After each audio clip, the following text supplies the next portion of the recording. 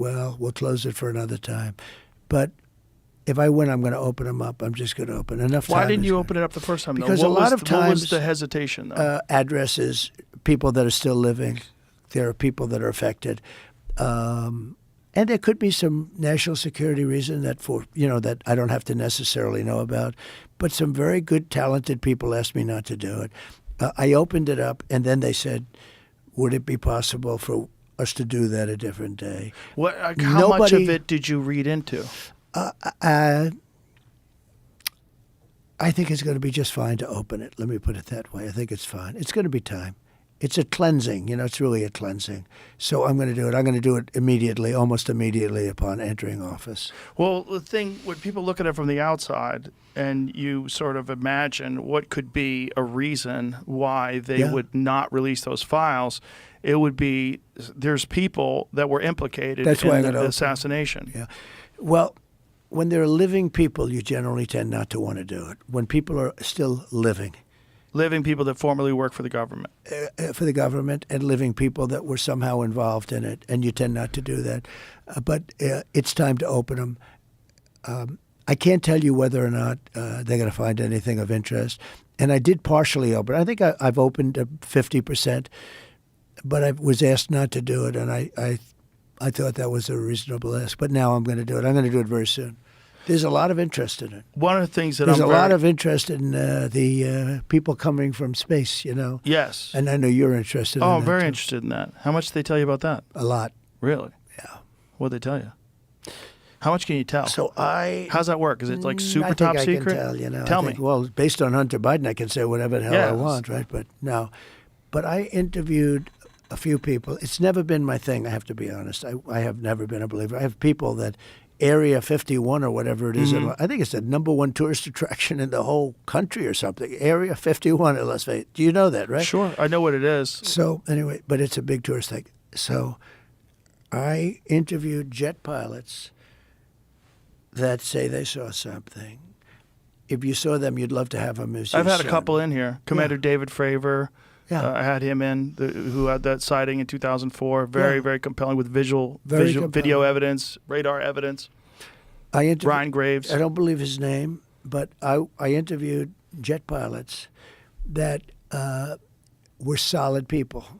Perfect. I mean, great pilots, great everything. And they said, we saw things, sir, that were very strange. Like a round ball, but it wasn't a comet or a meteor. It was something. And it was going 4 times faster than an F-22, which is a very fast plane, And it was round, which is, in theory, a great shape. So when you were talking to these people, was this something that you were compelled to have conversations about? Was this your personal interest? No, a little bit. It's not a great interest for me, but it's a little interest. I get that question as much as almost any question. Do you think that we have aliens coming, flying around or whatever? What do you think? There's no reason not to. I mean, there's no reason not to think that Mars and all these planets don't have life, because Mars, we've had probes there and rovers, and I don't think there's any life there. Well, maybe it's life that we don't know, but maybe there was life there at one point in time. This is a speculation about Mars, that Mars had an atmosphere at one point in time, a long time ago, that could support life. It also had large bodies of water, but we've had no evidence of even bacterial life that exists on Mars. But the universe is pretty vast. It's not been a big thing for me. I mean, when I looked at what China did to this, they would have never done it with me, where they put the balloon up, and a lot of people thought for a little while that was one of these things. So, well, that's a lot of the speculation too, that some of these drones that hover over battleships, that these are Chinese drones, and that they're not UFOs. They could be also. There's some super sophisticated. But I did interview, let's say 3 or 4 guys and without tremendous interest, if you had them. As I said, you'd love to have them as your children. Solid, beautiful people. They said, sir, there's something there. There's something there. They've said it, yeah.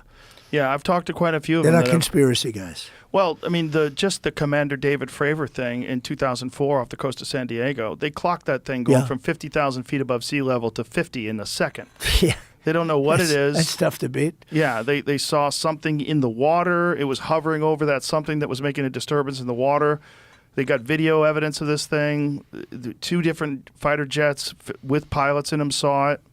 There's, visual evidence, photographic evidence, video evidence, radar evidence, whatever the hell it is. It moves in a way that would turn a human being into jello if they were inside of it. The G-force, no one would survive. Oh, so like, what is that? And we don't. It doesn't have a heat signature. They don't know what their propulsion system was. But when you fly in some of these jets, these pilots have to be in great shape. Oh yeah, I flew with the Blue Angels once. Yeah, I got to fly. I guess and it's those an are FA-18. older, and those are older machines. And they're crazy. When you fly in some of these things, oh my it's God, amazing. Yeah, but I can imagine. You got to be special.